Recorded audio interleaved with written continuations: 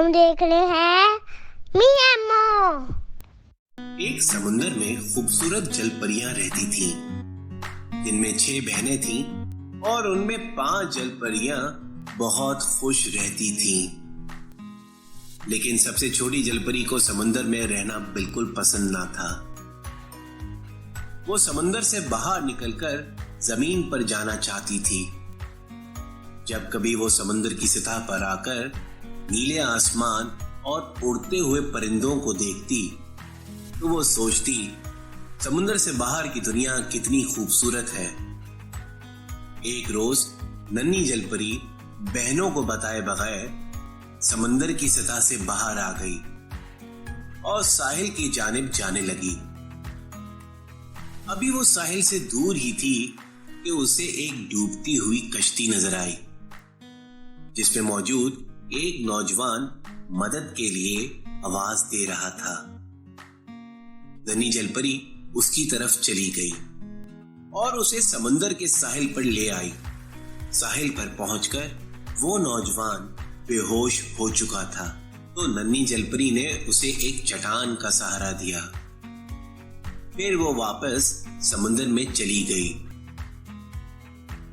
नन्ही जलपरी ने समुंदर में जाकर अपनी दादी से पूछा, क्या हम हमेशा समंदर में ही रहेंगे दादू? हम जमीन पर क्यों नहीं जा सकते? दादी जलपरी ने कहा, बेटी, जलपरियों की दुनिया ये समुंदर ही है, जहाँ हमें कोई खतरा नहीं है। जमीन पर रहने वाले और हमारी दुनिया में बहुत ज्यादा फर्क है। नन्ही जलपरी ने दादी से कहा, क्या मैं इंसान बनकर जमीन पर जा सकती हूँ दादी? तो दादी ने उसे प्यार से समझाया, तुम ऐसा मत सोचो, वरना बहुत पछताओगी। दादी की बात सुनकर नन्ही जलपरी खामोश हो गई। वो साहिल पर बेहोश पड़े नौजवान से दोस्ती करना चाहती थी, जिसके लिए उसका इंसान बनना बहुत जरूरी था।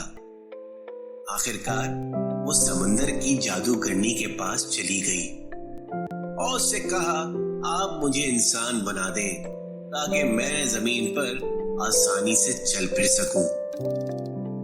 समुंदर की जादूगरनी निहायत ही मक्कार थी। उसने नन्ही जलपरी से कहा, मैं तुम्हारा ये काम कर सकती हूँ, लेकिन इसके बदले तुम मुझे क्या दे सकती हो? नन्ही जलपरी ने जवाब दिया, मैं कुछ भी देने को तैयार हूँ। समुंदर की जादूगरनी ने कहा, मेरी एक शर्त है जो तुम्हें पूरी करनी पड़ेगी। याद रखो, ये शर्त बहुत मुश्किल है। नन्ही जलपरी जमीन पर जाने के लिए बेचैन थी, इसलिए उसने कहा, जादूगरनी आंटी, आप बताएं क्या शर्त है आपकी? समुंदर की जादूगरनी ने मक्कार अंदाज से बोला, ठीक है, तुम्हारी ये ख्वाहिश पूरी कर दूंगी मैं, मगर याद रखना, जब तुम इंसान बन जाओगी तो तुम बोल नहीं सकोगी। नन्ही जलपरी ने फौरन शर्त मान ली। जादूगरनी ने उसके लिए खास जादुई शरबत तैयार किया। फिर उस जादूगरनी ने एक मंत्र पढ़कर उस शरबत पर फूंका और जादुई शरबत नन्ही जलपरी को पीने के लिए दे दिया, जिसको पीकर नन्ही जलपरी निहायत खूबसूरत लड़की के रूप में आ गई। नन्ही जलपरी इंसानी रूप में आकर बहुत खुश हुई और समुंदर के बाहर साहिल पर आ गई, जहां वो नौजवान मौजूद था। उसने नन्ही जलपरी को बताया कि वो दरअसल एक शहजादा है। नन्ही जलपरी शहजादे के साथ उसके महल में चली गई, जहां शहजादे ने उसको लावारिस लड़की समझकर एक कोने में जगह दे दी और एक दिन महल में शानदार दावत का एहतमाम किया गया।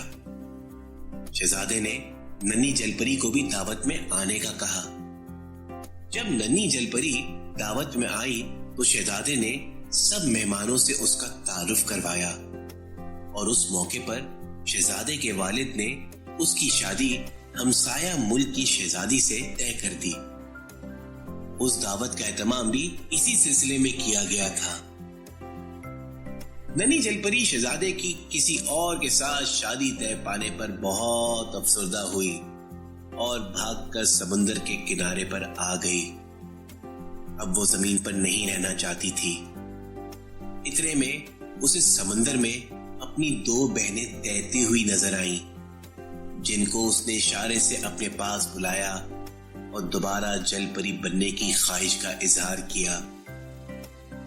नन्ही जलपरी की बहनें समुंदर में चली गईं। समुंदर के जादूगरनी से लाया हुआ शरबत उसे पीने के लिए दे दिया, जिसको पीते ही वो दोबारा जलपरी बन गई और उसने दोबारा कभी समुंदर से बाहर जाने की ख्वाहिश नहीं की और अब वो हमेशा समुंदर में ही रहती है। उम्मीद है कि हमारी कहानी आपको पसंद आई होगी। फौरन से हमारे चैनल को सब्सक्राइब करें और इस वीडियो को लाइक करें, मगर बेल आइकॉन को दबाना मत भूलें और दोस्तों से हमारी इस कहानी को जरूर शेयर करें। ख्याल रखना मेरे मित्रों।